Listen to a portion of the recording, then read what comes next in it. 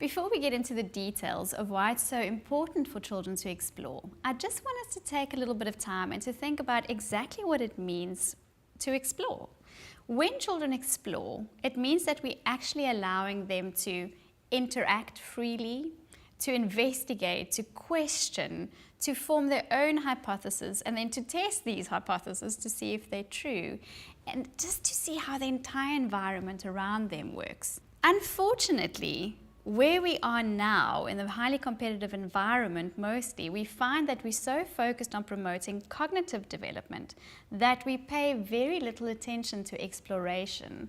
And we've forgotten that having fun and enjoying something is an absolutely vital part of that cognitive development. And most of that happens through free exploration and being able to play. Exploring is not something we need to teach. It comes absolutely naturally to human infants. We have this drive to want to get out there, to see what's happening in our environment. And without realizing it, exploring is an entire shift in the parent-child relationship, because when you let your child explore, they are taking the lead. That happens very rarely. And adults sit back and just observe them or follow their lead. So before we talk about exploration, always remember that safety is very, very important. We want to create a yes environment, so somewhere where your child can just look at everything, touch everything. So perhaps beforehand, make sure that you remove anything that would be unsafe. When we look at physical exploration, how could that possibly impact on a child's emotional development? Some of the things we know is that exploring will impact on that mother-child relationship. When a child is able to explore, go out there, look at everything, but then go back to the safe harbor that mom creates, that impacts on that parent-child bond. It makes them feel secure in where they are in the world. It creates an idea of trust. It also helps a little bit with their own self-confidence, because seeing that mom is okay with me going out there means that I'm probably okay and that I can handle this. So they build their confidence in their own abilities. Also, very important about exploration is that it develops critical thinking skills. It helps children to understand cause and effect. It helps them understand that not only do they have an impact on their environment, but that the environment impacts on them as well. The more children are allowed to explore, the more independent they become, and the greater their belief in their own abilities. It allows them lots of opportunities to solve problems in different ways, to negotiate, and sometimes in having to explore, your child might come across a situation where they have to actually stand up for themselves. So very important to teach them those self-advocacy skills. It also lets them move at their own pace, and this is something that's quite rare as well.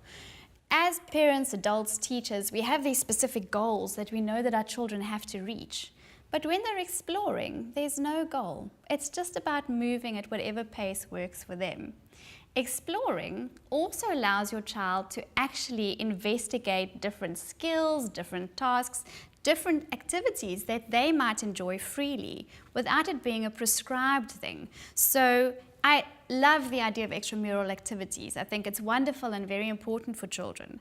But keep in mind that when you enroll your child in an extramural activity, there's almost a pressure of them to perform within that activity. So perhaps your child is playing tennis, and now there's pressure to be good at playing tennis, because otherwise why carry on with the extramural activity? Whereas with free exploration, your child can dabble at different things and just see what they enjoy. Being able to explore also contributes to a healthy, well-balanced, physically fit usually, child, and that all translates into becoming a healthy, fit, well-rounded adult. So essentially being able to explore contributes to being a healthy, balanced, well-rounded child, and that carries on throughout life and helps us to form healthy, balanced, well-rounded adults. We often find that exploration is a difficult one for moms. Dads are actually better primed at this. We find that dads are much better at allowing the children a little bit more freedom. They don't interfere that quickly. They keep an eye, but they allow some distance. So if you find that exploration is a specifically difficult one for you as a mom, perhaps ask dad to take over the role somewhat. So examples of things that would be age appropriate and that would allow children to explore, well, for instance, if you have a little baby who's crawling, a tiny one, allow them to explore more than one specific area at a time. I love the idea of baby gates. I think it's a wonderful thing to keep them in a specific area, but perhaps allow them to explore the rest of the house a little bit. In the kitchen, allow them to take out pots, pans, plastic things. As long as it's not something they can hurt themselves with, let them play with that. We can always pack it back later. And then for older children, if you have a child, for instance, of the age of 3 or 4, when you know that they can walk around, they can move, they can call you when they really need help, you will maybe want to let them explore a little bit more widely. So have them go out, give them a basket or a plastic bag or something, and have them go and explore their environment and collect little things, rocks and branches and twigs, and have them come back and talk to you about that and talk about what they've found and where they've found them. The research shows that 2D environments do not enhance your child's development at this age. In fact, we know that it might harm it. So make sure that your child gets as much time to explore and to play in 3-dimensional environments. Outside if the weather is good, inside if it's not. Allow them to be all over, to look and to touch and to explore as much as they can.